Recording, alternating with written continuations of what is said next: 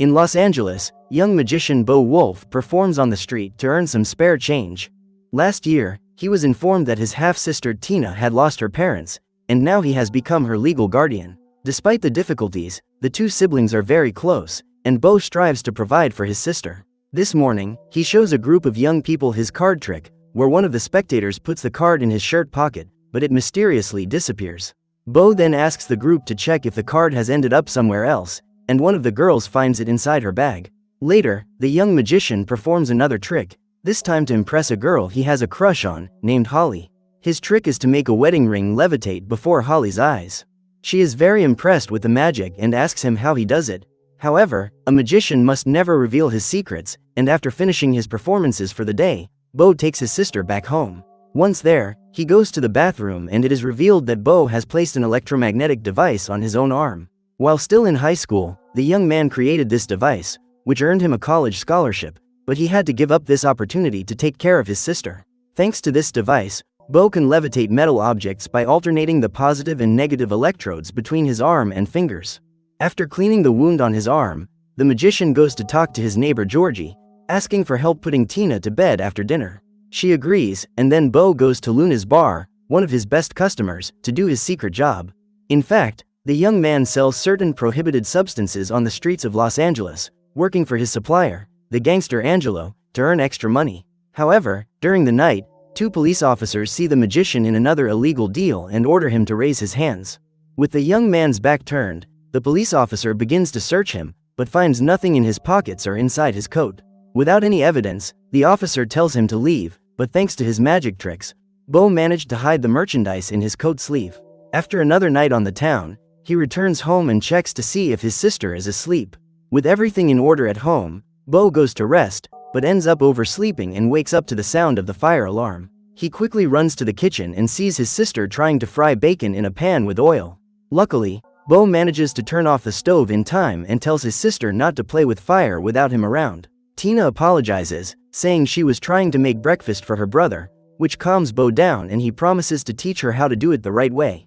After breakfast, the young man finishes counting the money he collected during the night, in addition to what he managed to earn with his magic tricks. Among the money, he finds a piece of paper with Holly's number, and without wasting any time, Bo contacts her and sets up a date with the girl. Hours later, Bo goes to Angelo's house and delivers the day's payment. The man is impressed with the young man's business skills and asks for another favor, saying he needs to know who is selling the substances at Luna's nightclub. Bo agrees to do this and says he has a date with a girl later, so Angelo gives him a bonus so they can both have fun. The young man thanks him for his help, and later, he goes to the nightclub and sees one of the customers leaving the bathroom with some merchandise. Upon entering, Bo finds the seller and asks if he has any products to sell him. The guy refuses, but when Bo insists, he loses his patience and pushes him against the wall, warning him that he has nothing for sale. The guy then leaves, but Bo manages to take his cell phone without him noticing and informs Angelo that the supplier's name is Maurice. After that, Bo goes to meet Holly at a restaurant, and throughout the date, the two feel a strong connection to each other. Unfortunately for Bo, work calls, and he receives an urgent call from Angelo, asking him to come to his house. With no other choice, he cancels his date with Holly, but she says she enjoyed meeting him, and the two agree to see each other again. Minutes later, Bo arrives at Angelo's house, and one of his henchmen hands him a gun. Soon after, the boss appears, saying he has discovered Maurice's location and intends to teach him a lesson so he never tries to invade his territory again. Bo realizes that things have gone too far, but he can't back out and follows the group to the criminal's hideout. Once there, Angelo storms in and finds Maurice and his men playing poker, paying little attention to the group. Angelo then orders Bo and the others to check if there are more people in the place, but the magician gets nervous and drops his gun. Then, another one of Maurice's henchmen appears and tries to take the gun, but he is saved by his colleague, who points the gun at the guy. With the place secure, Angelo sits down at the table and warns Maurice that he cannot invade the territory without his permission. However, the guy is not intimidated, calling him old man and telling him to get out of there as soon as possible. As if that weren't enough, his henchman throws a poker chip in Angelo's face, not taking him seriously. In response, the crime boss beats up the lunatic and warns Maurice that if he doesn't want the same thing to happen to him, he'd better become a dealer and pay the 30% fee. After this lesson, Angelo takes everyone back, and on the way, his men make fun of Bo for dropping his gun. Even so, the crime boss is pleased with the young man's work and names him one of his trusted men. Despite this, Bo is not satisfied with the way things have turned out and goes to talk to Georgie. He says he was surprised by Angelo's attitude, who, despite being involved in crime, seemed to be a peaceful guy and only did illegal business on the streets. However, now that things have escalated to more serious crimes, Bo realizes he can't continue this life much longer.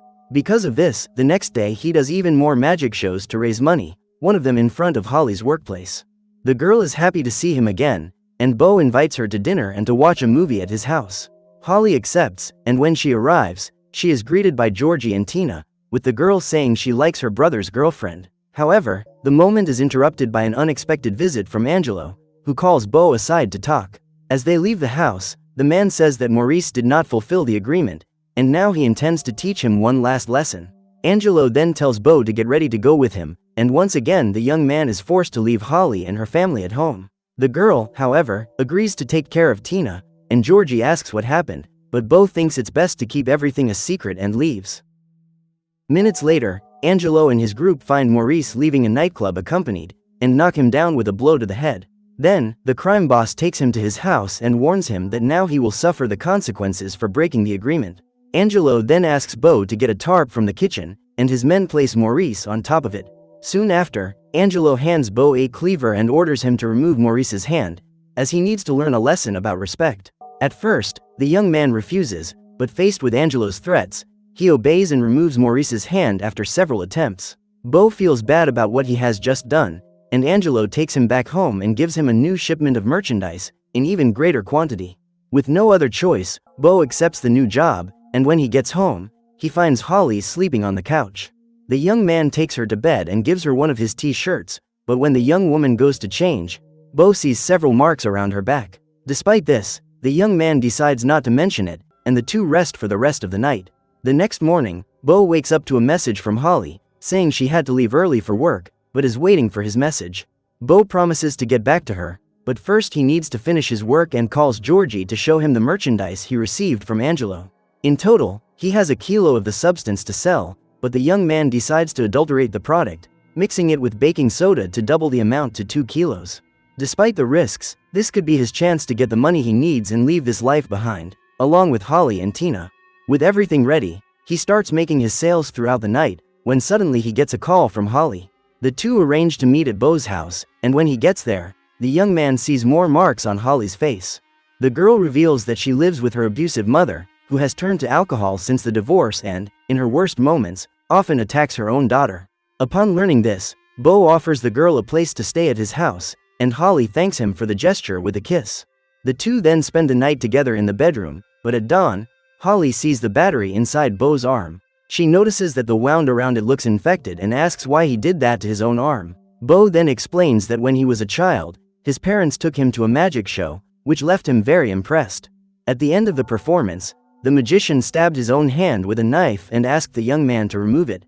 But when Bo pulled out the blade, nothing happened to his hand, and the magician didn't even feel any pain. The young man asked how he did it, but the man replied that only magicians can know this secret. A year later, Bo went back to the place, showing that he had learned to do some tricks, and then the magician told him everything. In fact, it wasn't a trick, and he did it with his own hand several times until the knife wound healed. He then covered the wound with latex, so the knife no longer touched his skin, and everyone thought the blade was capable of piercing his hand. From that day on, Bo realized that a real magician is willing to do what other people have never tried. So he decided to put the electromagnetic battery in his arm to make his magic the best it could be and earn money to support his sister. Holly understands his reasons, and in the following days, she moves in with Bo, who improves the battery's performance to test new tricks. One of them consists of making 3 friends believe that there is a spirit sitting in the chair, and then the magician asks him to get up. At first, nothing happens, but with a movement of his hand, the chair moves away, leaving the 3 girls impressed. His tricks earn him more money, as do his sales, and one night, Bo decides to rest next to Holly and Tina. However, shortly after, the young man receives another call from Angelo, inviting him to the party he organized at his house. The young man goes there, and his boss calls him into the office, but as soon as Bo enters, Angelo greets him with a punch. The crime boss says he found out about the mixture Bo made, and even pulls out a gun, threatening to eliminate him right there. However, he decides to give him another chance, and in addition to the $15,000 he was going to collect, he still owes another $30,000 for the value of the stolen merchandise. With a debt of $45,000, Angelo gives Bo until Sunday to come up with the full amount, otherwise he and his family will pay with their lives. Desperate, the young man leaves, and when he gets home, Holly asks him what happened. After telling her the whole truth, Bo believes that Holly will leave, but instead, she convinces him to sell the merchandise and continue his magic tricks. With that, he can collect the amount owed and get rid of the debt before it's too late. Bo then begins to devote himself even more to his tricks during the day, while selling all the merchandise throughout the nights. However, after selling everything, he only managed to raise a little over $35,000, and Holly contributes another $900 she saved for college. Now, he needs to raise $9,000 to pay off the debt, but Bo only has 6 hours until the period Angelo gave him. With no hope of raising the money, the young man decides to take Holly and Tina to the arcade so that the girl can have fun for the rest of the day. He even uses electromagnetism to make the coins fall out of the machine, which makes Tina very happy. However, the time is running out, but suddenly, Bo receives a call from Luna, asking if he has more merchandise to sell. In an act of desperation, Bo says yes and returns home, where he makes more packages, but using medicine. He then takes the order to Luna, who goes to get the money from the safe, unaware that Bo is watching her from behind and memorizing the combination. Then the two go to the nightclub and the magician takes advantage of her distraction and takes the key to her office. He then says he needs to go to the bathroom, but instead, he breaks into the office, manages to open the safe, and takes not only the money, but also the merchandise he brought. As he is about to leave, one of the security guards goes to the office to get the guest list, but Bo turns off the lights and hides under the table. As soon as the guard leaves, Bo manages to escape and goes to meet Luna, putting the key back in his pocket without her noticing. After everything, the young man breathes a sigh of relief, as he has finally managed to get the money to pay off his debt.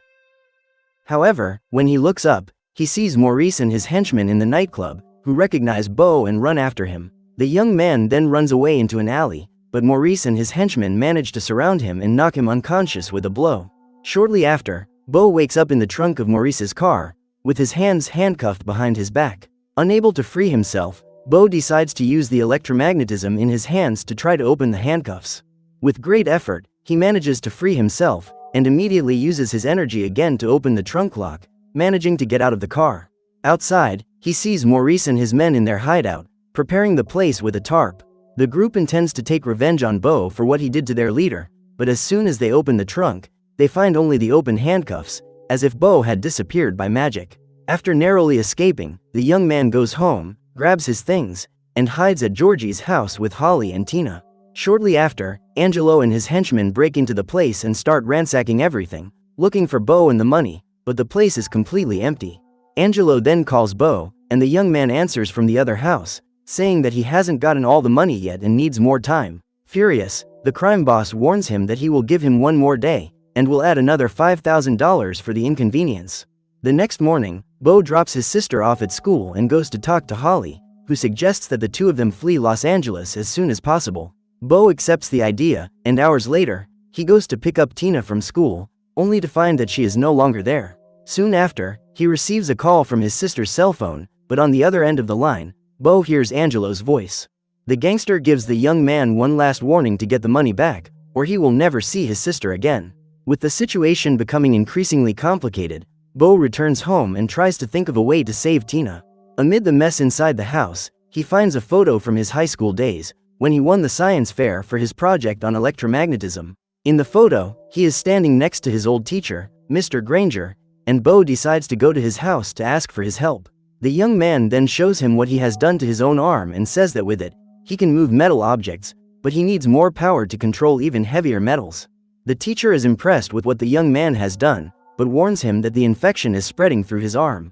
However, Bo has no time to lose and asks the teacher how he can make his electromagnetism even more efficient. For that, they will need a bigger battery, so Mr. Granger takes the young man to his garage, and there they begin to rework the device. With the equipment ready, they put bigger batteries inside Bo's backpack and test it with the professor's car. The young man then tries to move the vehicle with his device, but the weight of the car causes Bo to be pulled by the electromagnetic force. Still, Bo managed to improve the equipment enough for his plan, and before saying goodbye, he tells the professor that he would have liked to have gotten the scholarship. Unfortunately, life has taken a different turn, and now he needs to solve a problem so he can try to start over. Finally, Bo goes to Angelo's house and says goodbye to Holly, asking her to run away if he doesn't return in half an hour. Then the young man enters the house, and inside, Angelo's henchmen are throwing a party. When they see Bo, one of them advances toward him, but the man has metal teeth, and the young man uses his magnetism to rip them all out. The guy is bewildered, and the second henchman attacks Bo with a metal baseball bat.